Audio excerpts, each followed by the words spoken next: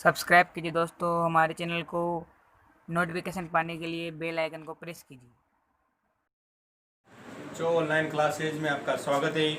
आज हम सामाजिक विज्ञान में लेसन नंबर 5 जल उसके बारे में अध्ययन करेंगे। तो आप जहाँ तक अपन ने पहले वीडियो में पढ़ा कि जल हमारे लिए कितना इम्पोर्टेंट है, कितना महत्वपूर्ण है हमारे लिए, जल ही जीवन है, इसके बारे में आप सब जानते हो। जल कितने रूपों में इस स्थल पर, इस धरती पर विद्यमान है, कितने परसेंट पर है, महासागरों में कितना परसेंट है, महासागरों में कम से कम 97% भाग पर सागरों में भरा हुआ है, 0.68% भूमिगत जल है, 0.0% बर्फ के रूप में है, झीलों में है, नदियों में है, मतलब अलग अलग रूपों में जल यहाँ पर स्थल मंडल पर स्थित है, इस धरती पर स्थित है। सूर्य के कारण वाष्पित होकर जल वायुमंडल में भी है, मतलब अलग अलग रूपों में जल इधर से उधर आता जाता रहता है, इसी को जल प्रक्रिया कहते हैं। अब कौन कौन से प्रमुख झीलें हैं, कौन कौन सी सागर है, कौन कौन सी नदियां हैं, उसके बारे में आप अध्ययन करिए, उसके बारे में देखिए। जैसे ये महाद्वीप है, अपने 7 महाद्वीप है, उसमें देखिए उत्तरी जो अमेरिका है, जो अमेरिका है अपना महाद्वीप, उसमें कौन कौन सी झीलें मुख्य हैं और कौन सी नदी मुख्य झील है। तो इसकी जो मुख्य जो झीलें हैं, पहली जो झील है इसकी ग्रेट बियर झील, ग्रेट बियर झील इसकी मुख्य झील है। उसके बाद ये ग्रेट स्लेव झील, ग्रेट स्लेव झील इसकी मुख्य झीलें हैं उत्तरी अमेरिका महाद्वीप की। उसके बाद इसकी जो मुख्य नदी है मिसिसिपी नदी, कौन सी? मिसिसिपी नदी जो है इसकी मुख्य नदी है, ठीक है। उत्तरी अमेरिका जो है अपना, उत्तरी अमेरिका, इसकी ग्रेट बियर मुख्य झील है। उसके बाद ग्रेट स्लेव है। उसके बाद आप देखिए मिसिसिपी इसकी मुख्य झील है। उसके बाद आइए आप उत्तरी अमेरिका, कौन सा है? उत्तरी अमेरिका, उत्तरी अमेरिका। अभी इसकी कौन सी मुख्य नदी है? इसकी अमेजन इसकी मुख्य नदी है। अमेजन जो है उत्तरी अमेरिका की मुख्य नदी है।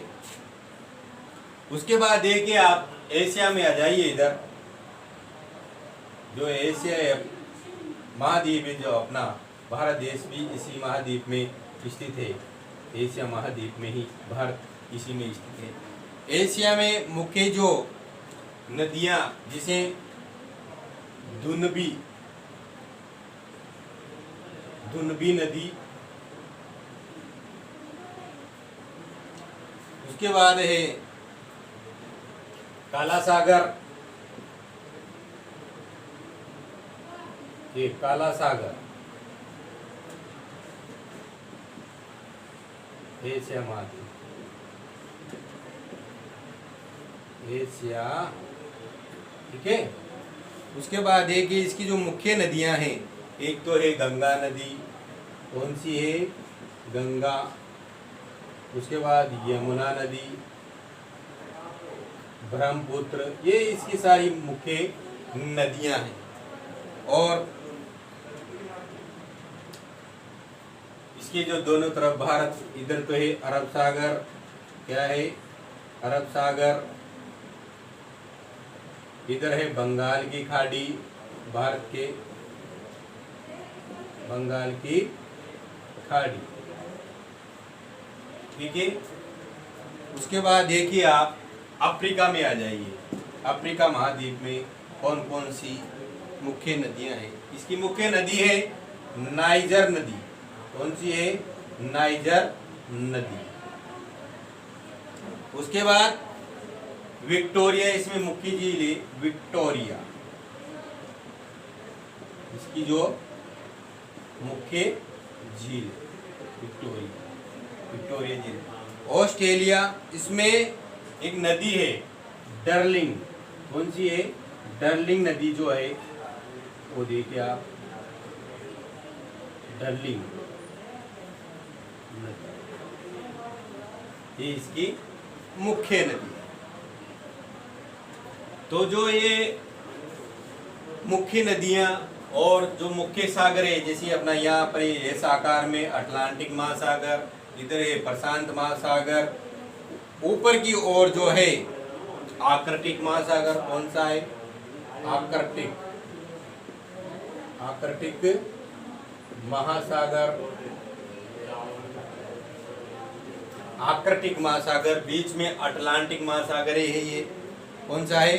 अटलांटिक महासागर। हिंद महासागर है इधर भारत के नीचे, हिंद महासागर। तो ये मुख्य मुख्य नदियां, मुख्य मुख्य झीलें और मुख्य मुख्य सागर, इनके बारे में हम अपन ने अध्ययन किया।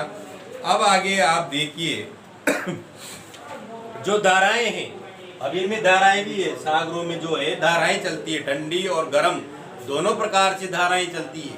ठंडी भी धाराएं चलती है और गर्म धाराएं भी चलती है। जैसे ठंडी, जो ठंडी रूप से जो धाराएं बहती है, जो ठंडी जो धारा है वो है लेब्राडोर। कौन सी धारा है? लेब्राडोर। जो ठंडी धाराएं बहती है उनको क्या कहा जाता है? लेब्राडोर। कौन सी धाराएं कहते हैं उनको? लेब्राडोर। उसके बाद जो गर्म धाराएं चलती है, जो गर्म धाराएं चलती है उनको कहते हैं गल्फ स्ट्रीम। क्या कहा जाता है उनको? Gulf stream. तो ऐसे महासागरीय जो धाराएं एक निश्चित दिशा में महासागरों की तरफ से जो नियमित रूप से जो बहने वाली जो जल की धाराएं हैं, उन्हें ही हम क्या कहते हैं? धाराएं। क्या कहते हैं उन्हें? धाराएं। अगला जो टॉपिक पढ़ रहे हैं अपन, वो क्या पढ़ रहे हैं? धाराएं। ये वाला टॉपिक अपन पढ़ रहे हैं, धाराएं, महासागरीय धारा। ठीक है ना? तो महासागरों में गर्म भी चलती है। कौन सी? गर्म धारा। और ठंडी धारा भी चलती है। ये दोनों प्रकार की धाराएं चलती है, ठंडी और गर्म धारा दोनों प्रकार की चलती है। तो महासागरीय जो निश्चित दिशा में निश्चित सतह नियमित रूप से बहने वाले जो जल की धाराएं हैं, उन्हें अपन धाराएं कहते हैं। तो जो भूमध्य रेखा के आसपास जो धाराएं प्रवाहित होती है, वो भूमध्य रेखा के निकट उत्पन्न और ध्रुवों के प्रवाहित होती है, वो ठंडी धाराएं होती है। उसके बाद देखिए, जिन स्थानों पर गर्म और शीत जलधाराएं मिलती है, विश्व भर में वह सर्वोत्तम मत्स्य क्षेत्र माना जाता है। जहाँ पर दोनों धाराएं मिल जाती है, ठंडी और गर्म दोनों धाराएं जहाँ मिल जाती है, तो वहां पर जो मौसम, जो इन्वायरमेंट बनता है, वो मत्स्य पालन के लिए बहुत ज्यादा लाभदायक है। पर नौकायान के लिए थोड़ा वो मुश्किल कर देता है। उसके बाद जापान और उत्तर अमेरिका के पूरी तट इसके कुछ उदाहरण हैं। जहाँ पर गर्म और जो ठंडी धाराएं मिलती है, वहाँ पर कोहरे जैसा आपने नाम सुना होगा, कोहरे जैसा मौसम बना रहता है। जहाँ पर दोनों धाराएं मिलती है समुद्रों में, वहाँ पर ठंडी और गर्म दोनों धाराएं जहाँ मिल जाती है, तो वहाँ पर क्या है? कोहरे जैसा मौसम बना रहता है। इसके फलस्वरूप नौका संचालन में भी बाधा उत्पन्न करता है। तो ये कोहरा जहाँ पर छाया रहता है, तो वहां पर नौकायान, जो नौकायान होते हैं, उनको भी बहुत काफी बाधा का सामना करना पड़ता है। तो इस पार्ट में अपन ने जल कितना इम्पोर्टेंट है हमारे जीवन के लिए, कितना इम्पोर्टेंस रखता है, और जल किन किन रूपों में यहाँ पर पाया जाता है, इन सब के बारे में अपन ने अध्ययन किया। तो आप इस लेसन को, जो लेसन नंबर 5 है, उसका घर पे अध्ययन करें, और इसके जो क्वेश्चन आंसर हैं, इसके जो क्वेश्चन आंसर है वो पेपर कॉपी में आप उतार लें। इसी के साथ धन्यवाद।